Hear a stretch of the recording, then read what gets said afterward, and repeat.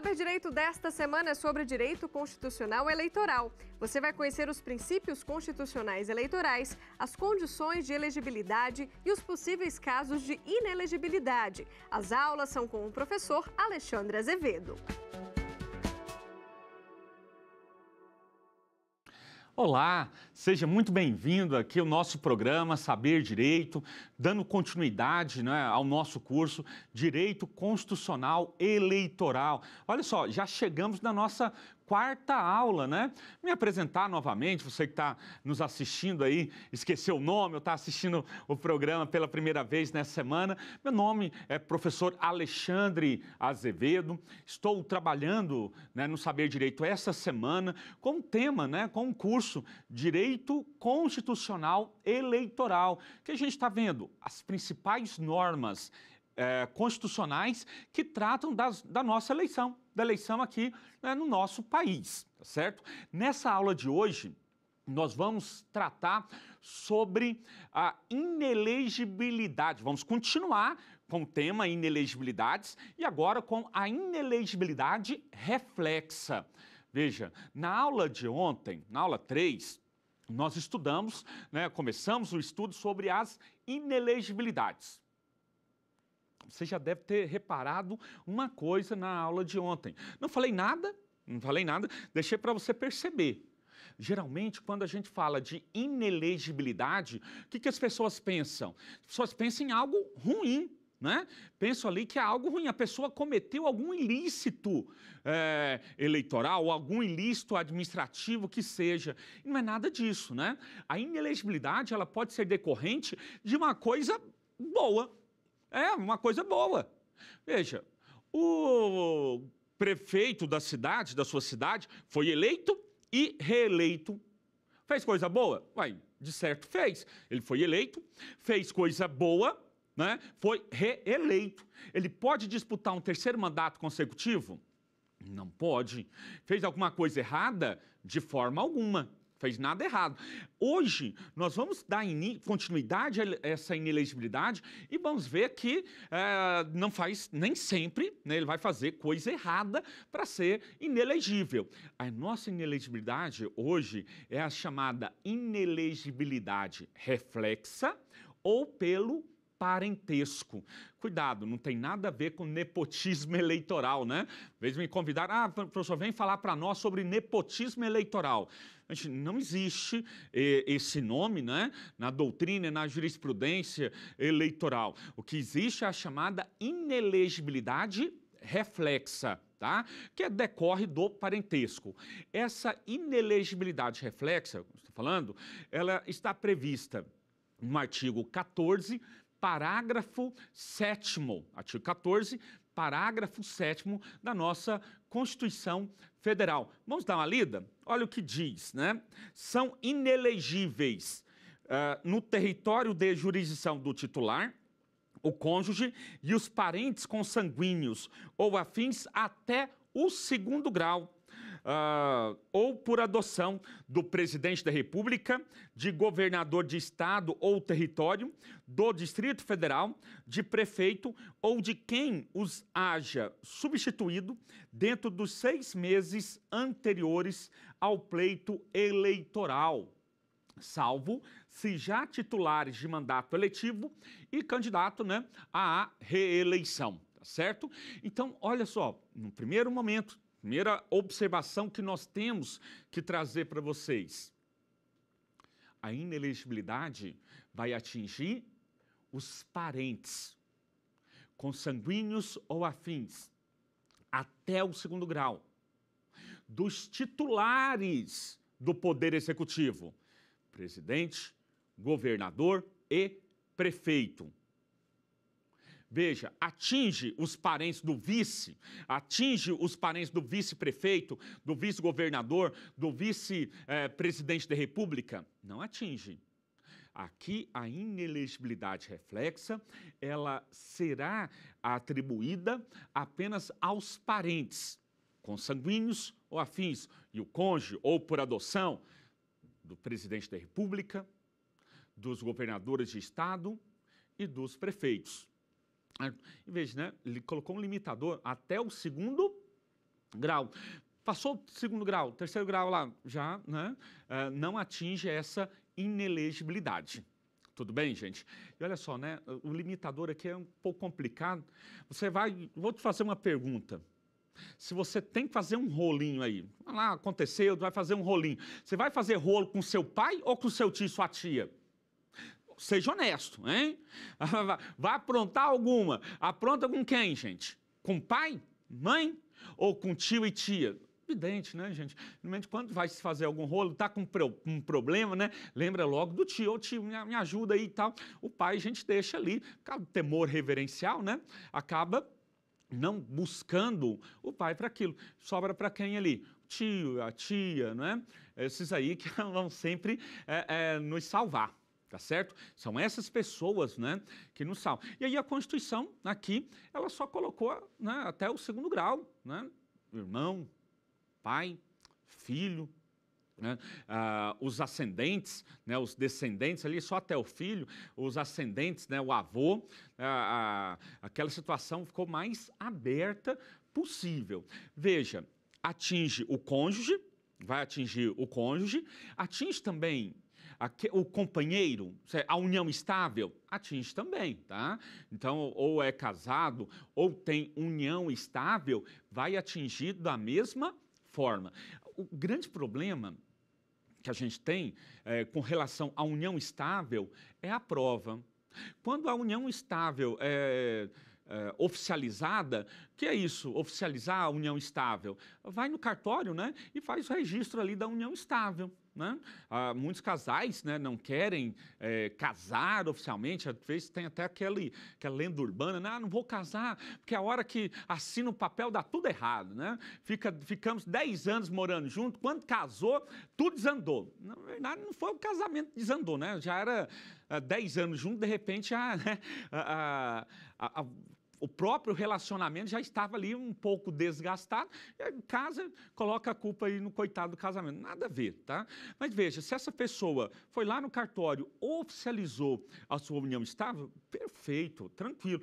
Esse documento, essa prova documental, já serve para mostrar ali a sua inelegibilidade, tá certo? O grande problema, né, que nós vamos ter é quando as pessoas vivem juntas, né, aquela situação de morar, ter a coabitação, porém, não oficializaram a situação. Já estão morando juntos ali. E agora, gente, são inelegíveis? Inelegível.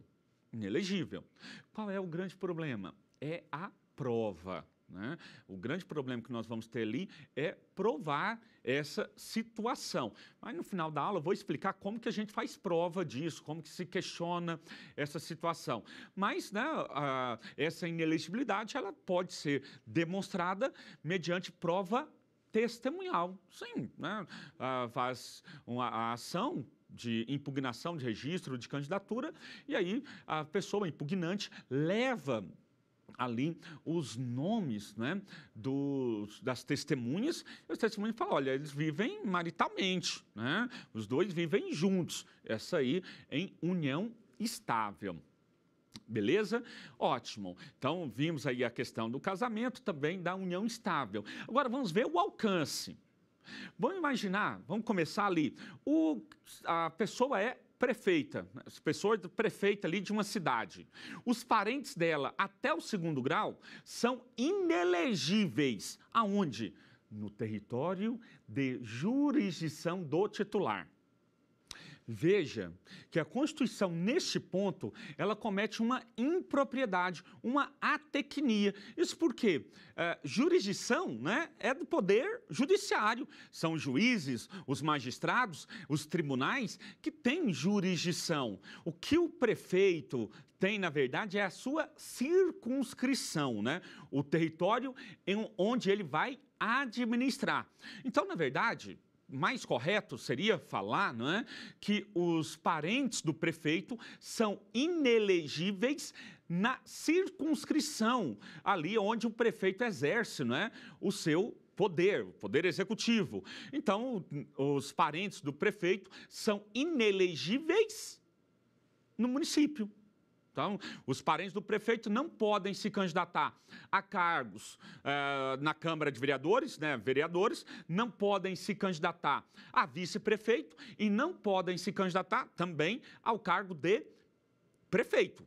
Tá? Nesses 3 cargos. Se for parentes do governador de estado, os parentes do governador de estado são inelegíveis em todo o território do estado. Gente, e aqui eu chamo a sua atenção. Quais são os cargos eletivos dentro do território do estado? Prefeito e vice-prefeito e vereador em todos os municípios do estado. Então, os parentes do governador lá do Acre, né, os parentes dele são inelegíveis em todos os municípios do Acre. Tá? Não podem se candidatar a nenhum cargo ali. Os parentes do governador também são inelegíveis para cargos estaduais. Governador, vice-governador e deputados estaduais. Os parentes dele também serão inelegíveis para deputado federal e senadores pelo estado do Acre. Isso mesmo. Professor, mas o cargo é federal. Sim, o cargo é federal, mas a eleição é no estado. Então, os parentes do governador, o que eles podem fazer? Está ali no Acre, vai para outro estado, vem aqui para Goiás, vem para o Distrito Federal e se candidate aqui. Aí sim os parentes dele vão poder se candidatar, né, aqui. E os parentes do presidente da República? Os parentes, né, do presidente da República, como que fica essa situação? Gente, os parentes do presidente da República são inelegíveis em todo o território nacional. Eles não podem se candidatar a nenhum cargo público eletivo no Brasil. Vereador em nenhum município do Brasil. Prefeito e vice-prefeito em nenhum município no Brasil. Podem se candidatar a governador? Não, em nenhum estado do Brasil. Deputado estadual, deputado federal, senadores? Nada. Em nenhum estado brasileiro eles poderão se candidatar. Nem a presidente, nem a vice-presidente da República. Então, observem que os parentes, né, ficam absolutamente inelegíveis, né, para qualquer cargo. Falei absolutamente, né? Mas eu falo no sentido de que não podem ocupar nenhum cargo no Brasil por conta desse parentesco ali com o presidente da República. Veja, ele cometeu alguma ilicitude? Os parentes do presidente da República, até o 2º grau, cometeram alguma ilicitude? Nenhuma. Nenhuma ilicitude, mas, né, estarão inelegíveis. Por isso, gente, tomem muito cuidado, né, ao falar que a inelegibilidade decorre de alguma coisa errada que a pessoa fez, falar, fulano é inelegível. Tem que explicar direito o que é, ou qual o fator gerador desta inelegibilidade. Se foi essas aqui que a gente está vendo na Constituição, nem sempre vai ser coisa errada, coisa ruim que ele tenha feito. Às vezes é até uma coisa boa, né? É uma coisa boa e mesmo assim vai ficar, né, inelegível. Tudo bem? Tudo certinho? Então, vimos aí este alcance, né? Os parentes são inelegíveis para qualquer cargo. Agora, essa inelegibilidade é uma regra. No direito, sempre que nós falamos em regras, a primeira coisa que o estudante de direito lembra, se tem regra, tem exceção. Nós vamos ter exceções aqui, essa regra? Vamos, e teremos 3 exceções, tá? Então, vamos ver ali cada uma dessas exceções. Primeira exceção, o detentor do cargo público renunciar, né? O prefeito, o governador, o presidente da República renunciar ao mandato até 6 meses antes do pleito. Se ele renunciar ao mandato até 6 meses antes do pleito, os parentes poderão se candidatar. Eles sairão daquela zona de inelegibilidade e passarão a ser elegíveis. Sairão daquela situação, né, nebulosa ali de inelegibilidade e passarão a ser elegíveis. Basta então, gente, que vamos imaginar, né, o presidente da República de repente tem um filho, né, que quer se candidatar pela vez primeira a vereador. Pode? Regra, não pode. Por quê? Porque o presidente da República é pai dele, então parentesco é em primeiro grau, então não dá, não pode. Para retirar essa inelegibilidade como regra, o que se faz? O presidente da República, na primeira exceção, renuncia ao mandato 6 meses antes do pleito. Não é 6 meses antes de terminar o mandato, 6 meses antes do pleito eleitoral. Veja, para vereador, né, o presidente vai ter que renunciar quase 3 anos de mandato. Né? Quase 3 anos antes, ele renunciando para o filho dele poder se candidatar. Isso aqui é amor. Né? Isso que é amor. Ele vai lá, renuncia, o filho dele poderá, então, se candidatar ao cargo de vereador. A segunda exceção, então são 3 exceções, vimos a primeira, segunda exceção. Veja, o parente, o titular do Poder Executivo, renunciar ao mandato 6 meses antes da eleição e ser reelegível. Olha, nessa é muito parecido com a primeira exceção, né? Mas essa aqui, olha só, entrou um elemento novo. Primeiro que ele renunciar ao mandato 6 meses antes da eleição. O segundo é ele, além de renunciar ao mandato 6 meses antes da eleição, ele ser reelegível. Neste caso, vamos imaginar presidente da República, né? Os parentes dele poderão se candidatar, inclusive, ao cargo de presidente da República. Ao cargo de presidente da República. Aconteceu uma situação aí semelhante a essa, que vou falar para vocês, né, num estado da federação, não vou falar qual, né, não importa, depois se dá uma pesquisadinha aí você descobre, né? Mas aconteceu no estado, uma governadora foi eleita, foi reeleita. Pode disputar o 3º mandato consecutivo? Não pode. Pode disputar apenas 2, né? Ocupar 2 vezes a chefia do Executivo. Ela foi eleita e reeleita. No 3º mandato, o que essa governadora fez? Estado qualquer aí. Falou para o marido. Marido, eu já fui governadora uma vez, pela 2ª vez, agora não quero saber, é você que vai se candidatar. É você que vai ser governador aqui no nosso estado. E lançou ele, né, como candidato a governador. A situação chegou no TSE. No caso ali, o que ela fez? Ela apenas renunciou 6 meses antes da eleição. E aí colocou para ser candidato. A situação chegou ao TSE e o TSE falou, olha, não pode. Né? Veja, você falou para o candidato, né? A sua esposa já ocupou o cargo 2 vezes ao mesmo tempo. Se você for eleito, você vai ocupar esse cargo 3 vezes. A sua família vai ocupar esse cargo por 3 mandatos. E mais, né? A gente saberia como ia funcionar. Ele se candidataria, né, à reeleição e depois viria ela. Então ia ficar ali só a família. O TSE falou, olha, o mesmo núcleo familiar, ocupando a chefia do Executivo por 3 mandatos consecutivos, fere o princípio republicano. O que diz o princípio republicano?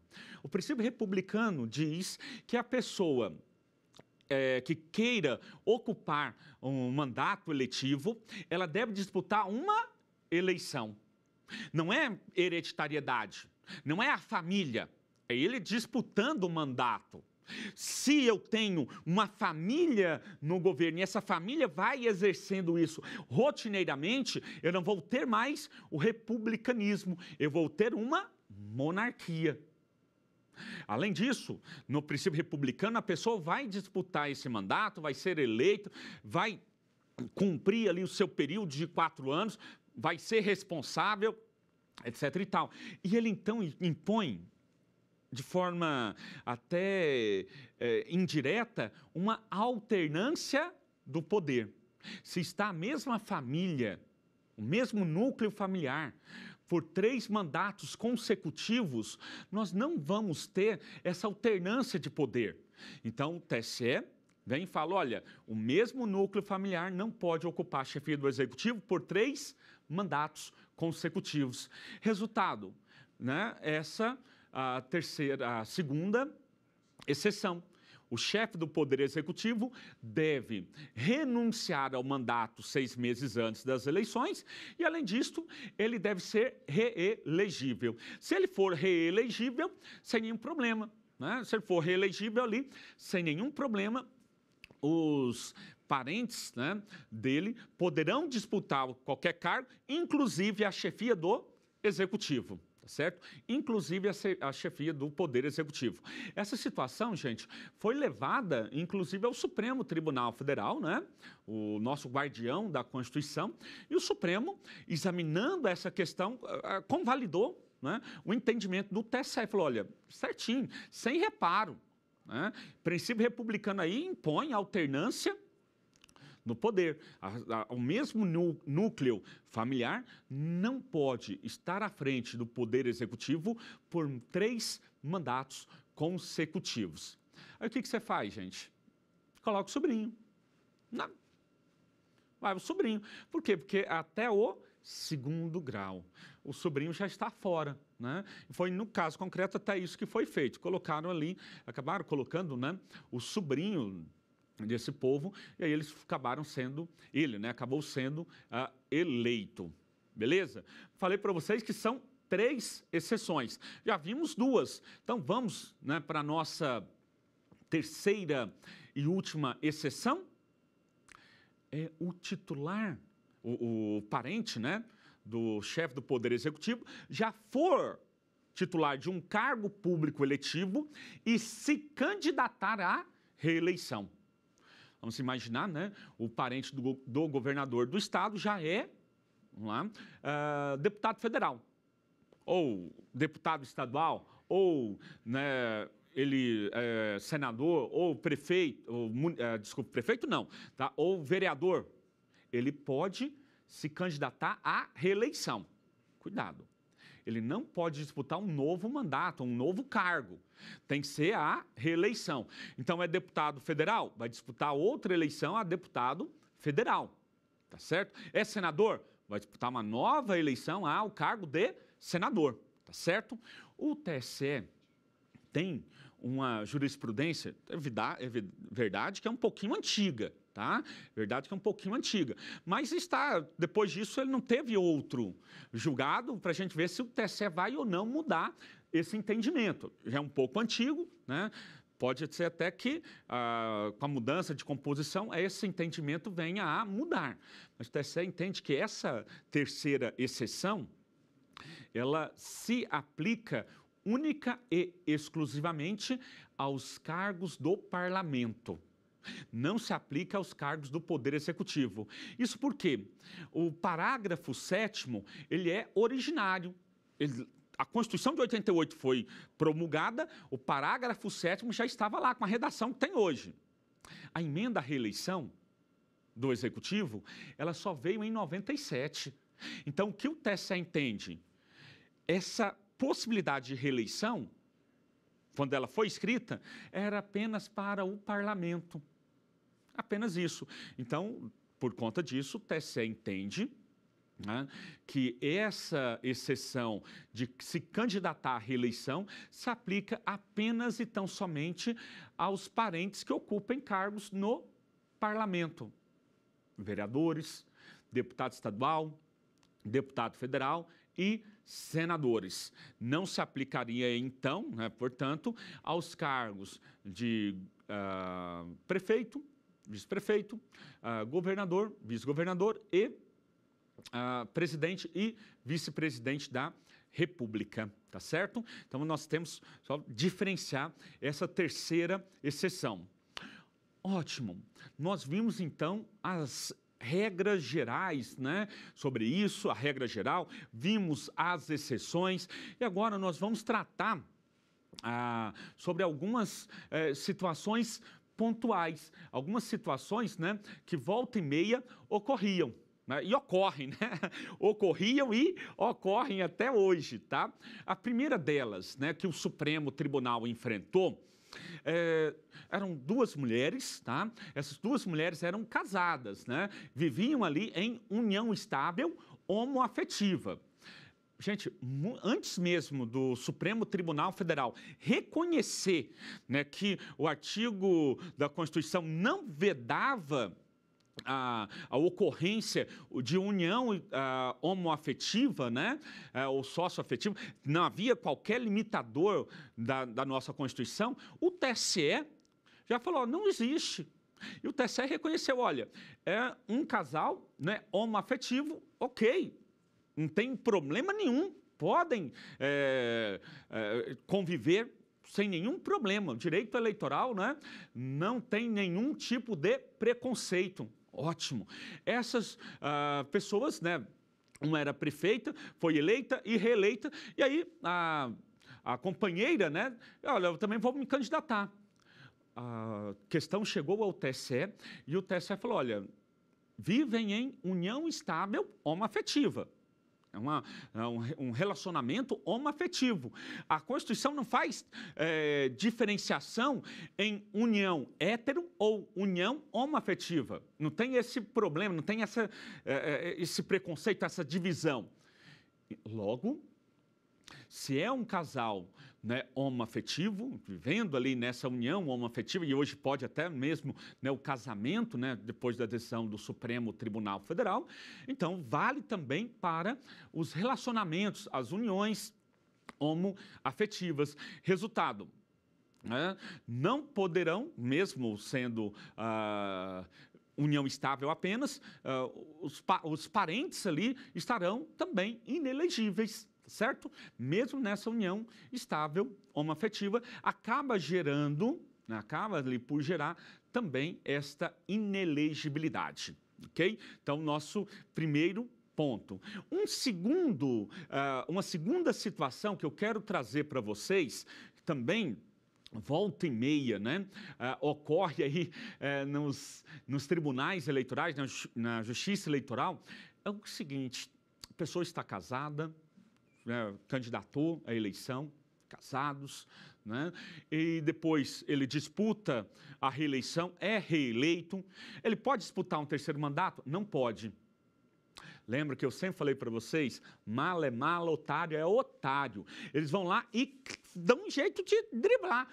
É impressionante a criatividade que o pessoal tem. O que eles faziam? No curso do segundo mandato, se divorciavam, né? Eu chegava lá, amor, olha só, nós estamos nos dando bem, estamos nos dando maravilhosamente bem, só que o que acontece?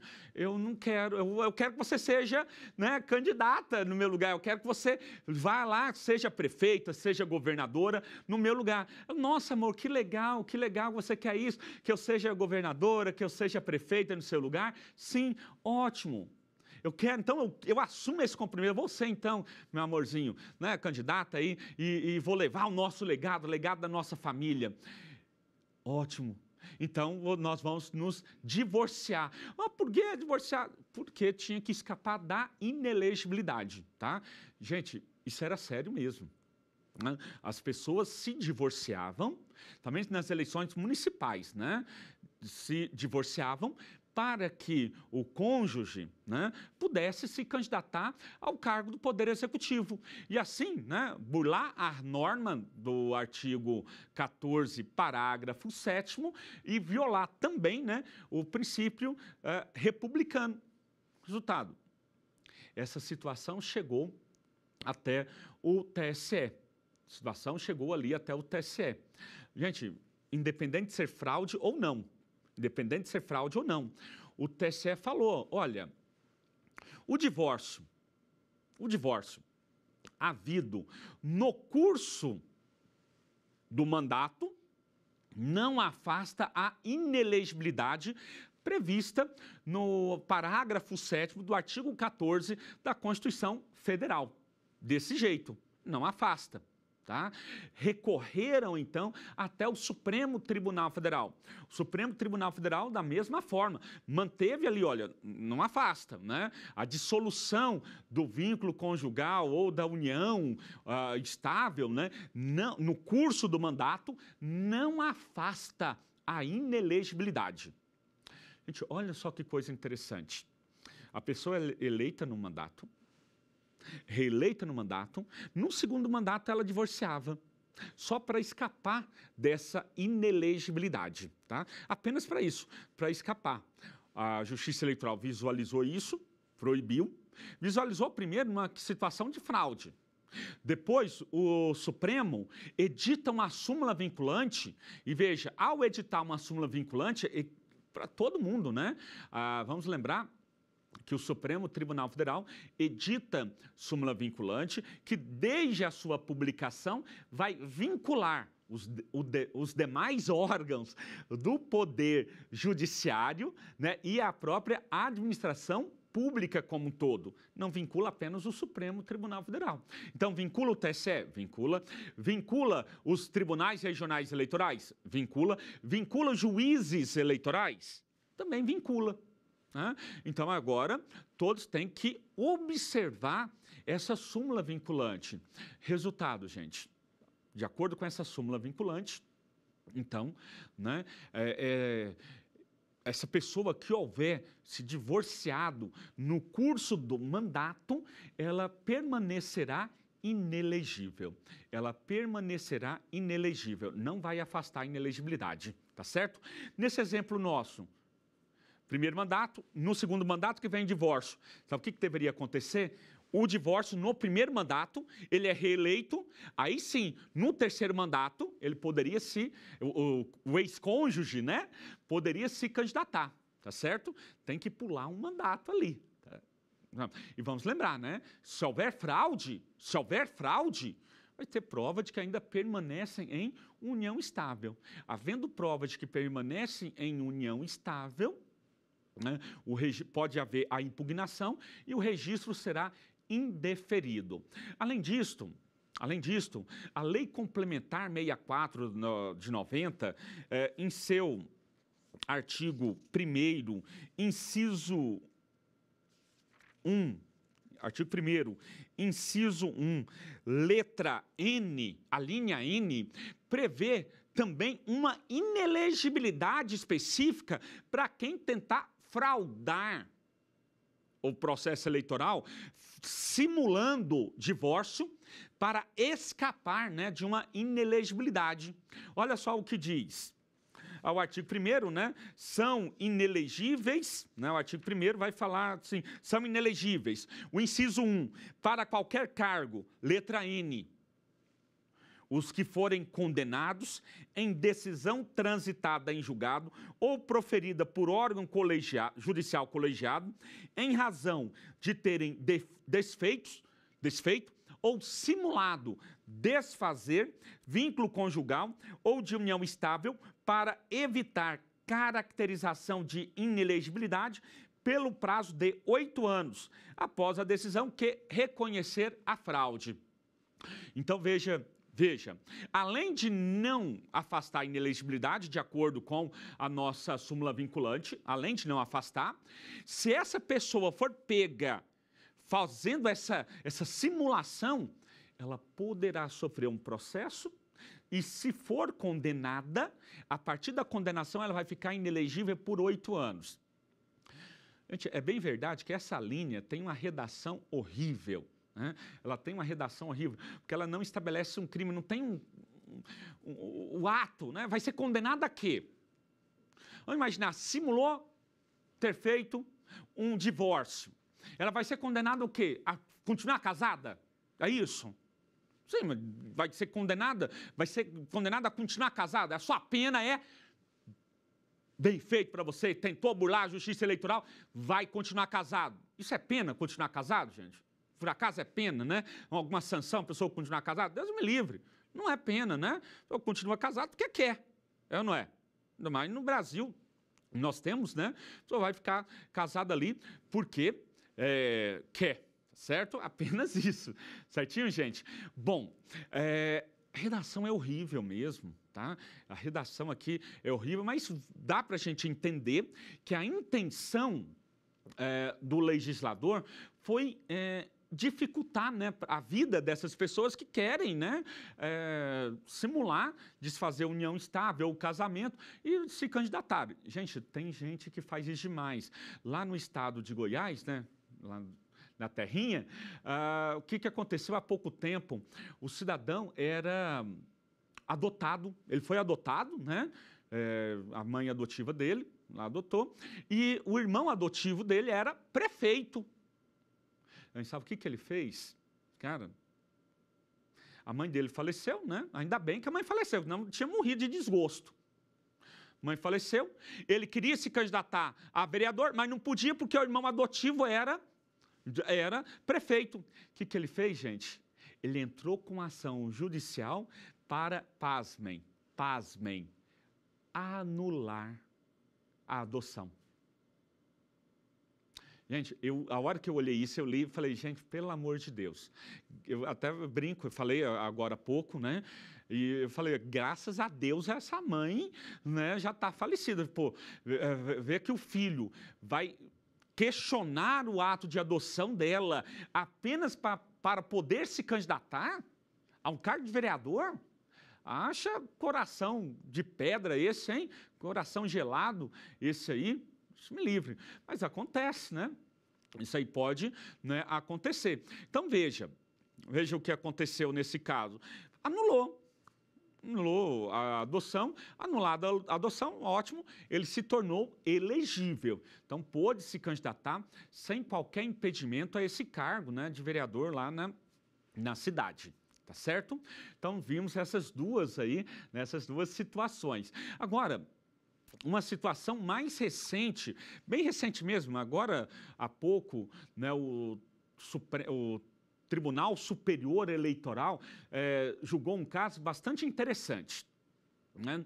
E aí envolveu tanto o parágrafo 7º da Constituição, do artigo 14 da Constituição Federal, quanto o parágrafo 5º da nossa Constituição Federal. Eu falei para vocês na aula anterior, né, que a pessoa está candidata, né, ali a prefeito numa determinada localidade, é reeleita ali naquela localidade, não pode disputar outro mandato a prefeito em nenhum município no Brasil. É o chamado, né, prefeito itinerante, proibido. O que um TRI fez, gente? Aplicou o Instituto do Prefeito Itinerante combinado com a inelegibilidade reflexa. Aí falou, olha, se o prefeito ele não pode disputar mandato em outra localidade, o parente dele não pode disputar mandato no município B. No caso concreto, a pessoa era o parente, né, prefeito, no município A. Foi eleito e reeleito no município A. O parente dele, o irmão, vamos supor que seja irmão, pretendeu se candidatar a prefeito no município B. Município B. Tá? Não é no A, é no B. O que o juiz eleitoral e o TRE ali foram entendendo, né? Olha, não pode, né? A inelegibilidade reflexa proíbe que ele se candidate também, como no caso aí o prefeito itinerante. Pegaram duas normas restritivas de direito,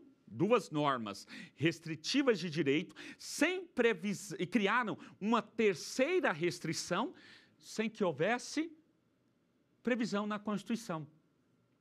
Existe um brocardo, né, no direito, que as normas restritivas de direito, né, uma norma que limita direitos, ela deve ser interpretada de forma restritiva. Eu não posso ampliá-la. Então, o TSE, nesse caso, né, falou, olha, nananina não. Tá? Os parentes dele podem se candidatar a outros cargos a outros municípios, né? Cargos em outros municípios, sem qualquer problema, sem qualquer tipo de impedimento. Então, autorizou, né, essa interpretação, pegando parte do parágrafo 5º com parte do parágrafo 7º, para criar ali a inelegibilidade reflexa dos parentes do prefeito itinerante.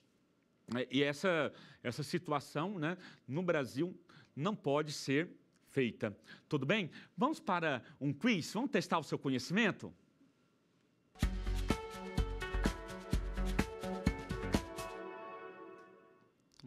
A primeira, os parentes consanguíneos ou afins do vice-prefeito, atenção aí, do vice-prefeito, são, letra A, elegíveis para qualquer cargo na circunscrição do vice-prefeito, inelegíveis para o cargo de vice-prefeito, exceto se estiverem em chapa opositora, são inelegíveis para os cargos de vereador no município, não poderão, letra D, né? Então, não poderão se candidatar ao cargo de prefeito municipal. E aí, gente, perceberam ali? Uma noção ali daquilo que nós já estamos estudando. Conseguiu marcar? Gabaritou? Vamos conferir? Isto, letra A, são elegíveis para qualquer cargo na circunscrição do vice-prefeito. Isso por quê, gente?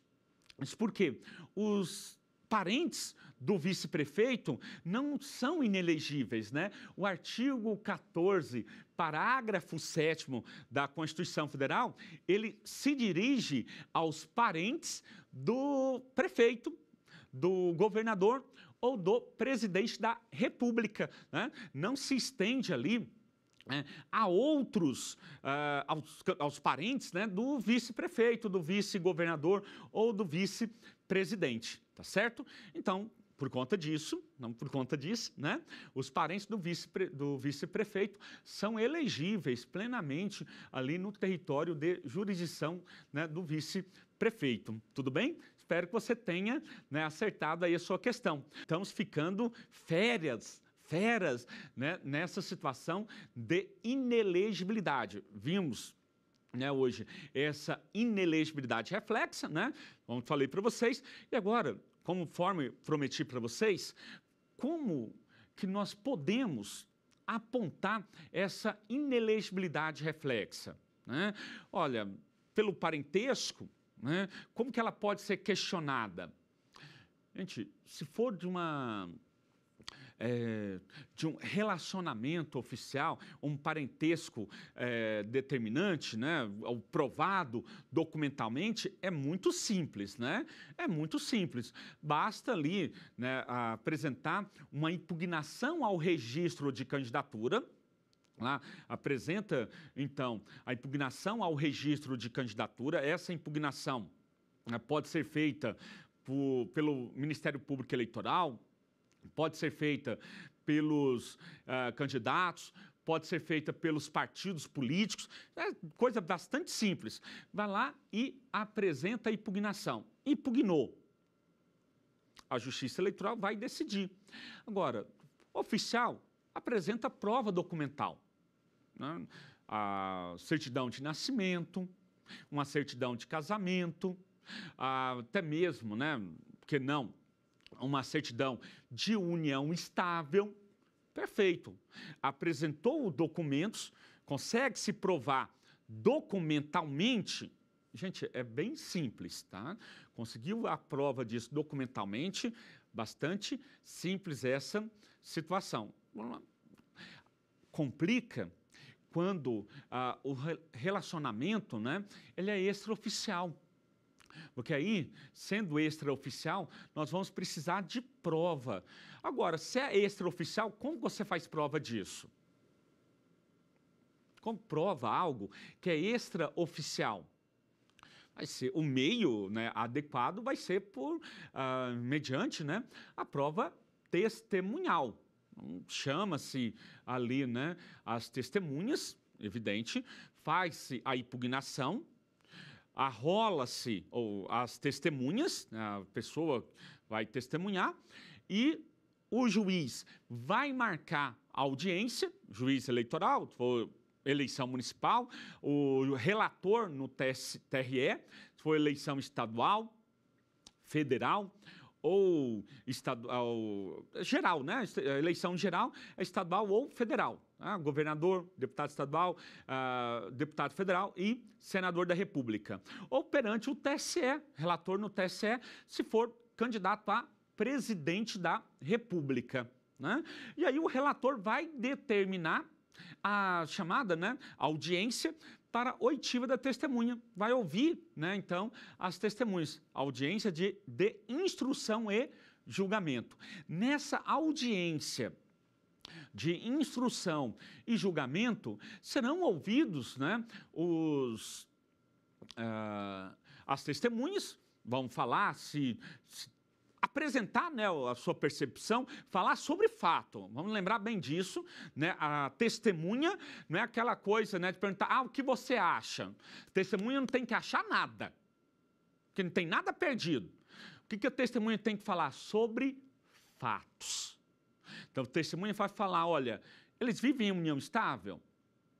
Olha, eu vejo eles morando lá na mesma casa, né?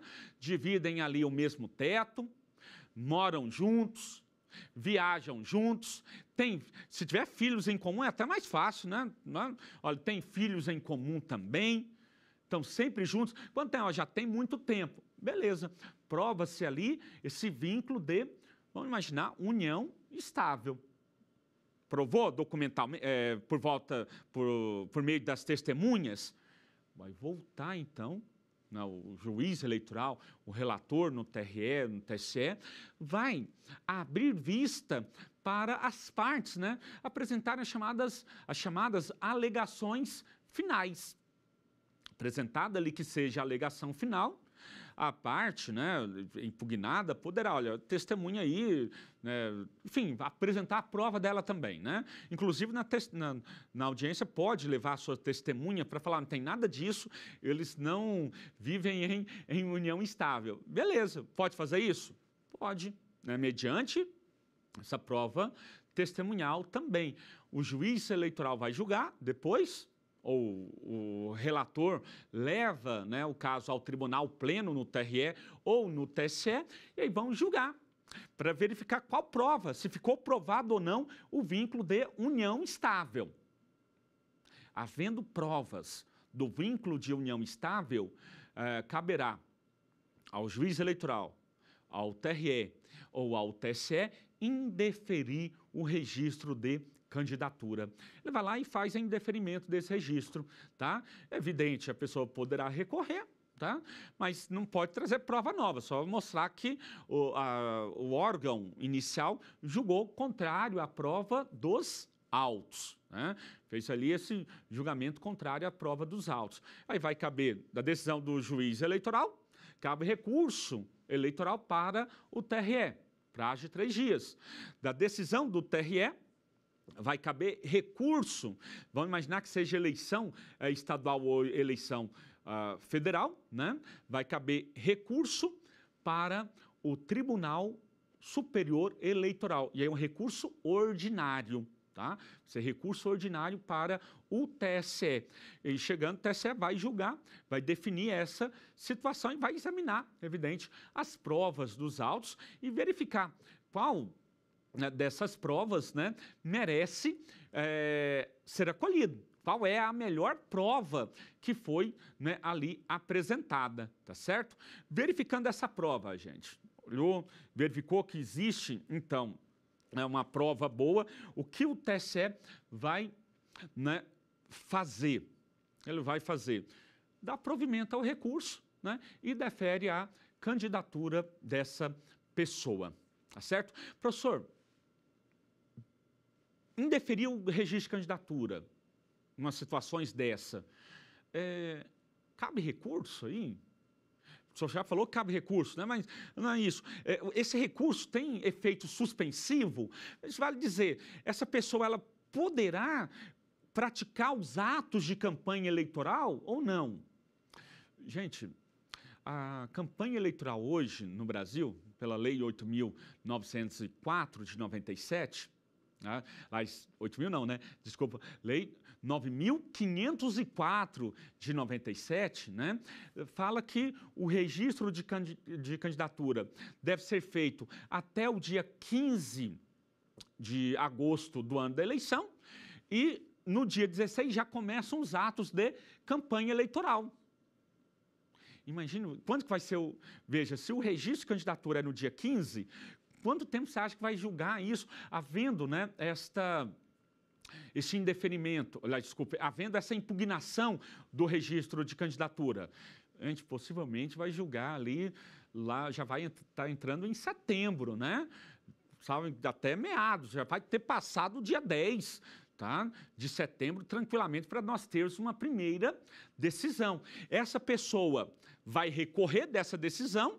Se ela recorre e não tem efeito suspensivo, vale dizer, ela não pode praticar os atos de campanha eleitoral. Vamos imaginar o candidato a prefeito ou vereador, indeferiu o registro de candidatura, vai recorrer para o TRE. Enquanto o TRE não julgar, essa pessoa não poderá fazer campanha eleitoral, propaganda eleitoral, pedido de voto, arrecadar recursos, né, para a sua campanha eleitoral. Será que é isso mesmo? Não é, gente.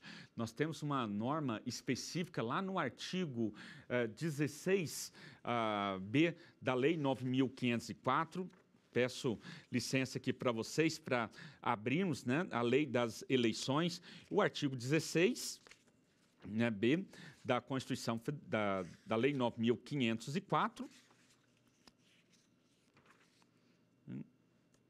Vai ser bem... Olha isso, o artigo 16A, artigo 16A da Lei 9.504. Olha o que ele diz. O candidato cujo registro esteja sub júdice poderá efetuar todos os atos relativos à campanha eleitoral. Então, pode realizar todos os atos relativos à campanha eleitoral, inclusive utilizar o horário eleitoral gratuito no rádio e na televisão e ter o seu nome mantido na urna eletrônica, enquanto estiver sobre esta condição, ficando a validade dos votos a ele atribuídos condicionada ao deferimento de seu registro por instância superior. Então, de acordo aqui com o artigo 16A da Lei 9.504, essa pessoa está com o registro sub júdice. Ela pode se candidatar. Ela pode continuar mantendo os seus atos normais de campanha eleitoral. Propaganda no rádio e na televisão, arrecadar dinheiro, inclusive ter o nome constando lá da urna eletrônica. Professor, chegou o dia da eleição, a instância superior ainda não julgou. A instância superior não julgou. Como que fica? Tranquilo. Chegou no dia da eleição, o eleitor pode votar. O eleitor poderá votar.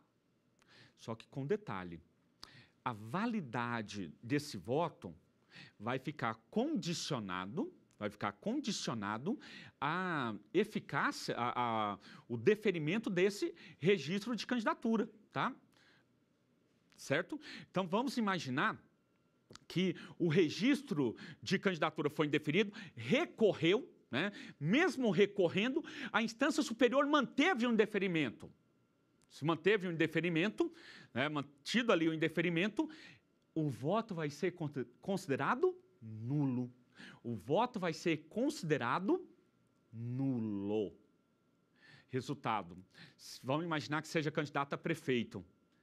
Se ele ganhou, teve mais votos, teve a maioria dos votos válidos inicialmente, como ele não conseguiu o deferimento do registro, esses votos são considerados nulos. Resultado, nós vamos ter uma eleição suplementar naquele município. Vamos ter uma eleição suplementar ali naquele município, tá certo? Gente, olha só, né? Quando a gente faz o que a gente gosta, o tempo passa rápido demais e a nossa quarta aula já está encerrando. Olha, e o que nós vimos hoje? Vamos fazer uma recapitalização rapidinho aqui? vimos a inelegibilidade reflexa, né, que é aquela inelegibilidade feita, né, ou surgida a partir do parentesco com o chefe do Poder Executivo. Né? Até o segundo grau, na linha reta colateral, até o segundo grau, inclusive por adoção, inclusive por relações oficiais ou extraoficiais. Essas pessoas são inelegíveis no território de jurisdição, de acordo com a Constituição, né, do titular. Então, do prefeito, do governador ou do presidente da República, certinho? Vai ficar inelegível. Gente, muito obrigado por estar comigo nessa nossa quarta aula. Está quase encerrando, hein? Só falta, né, mais uma aula, nossa quinta aula. Vamos encerrar o conteúdo. Depois também tem outros programas aí nossos, né, mas infelizmente nós vamos caminhando aí para o fim. Muito obrigado pela atenção com vocês, pela paciência de vocês comigo. Eu aguardo vocês para a nossa aula final.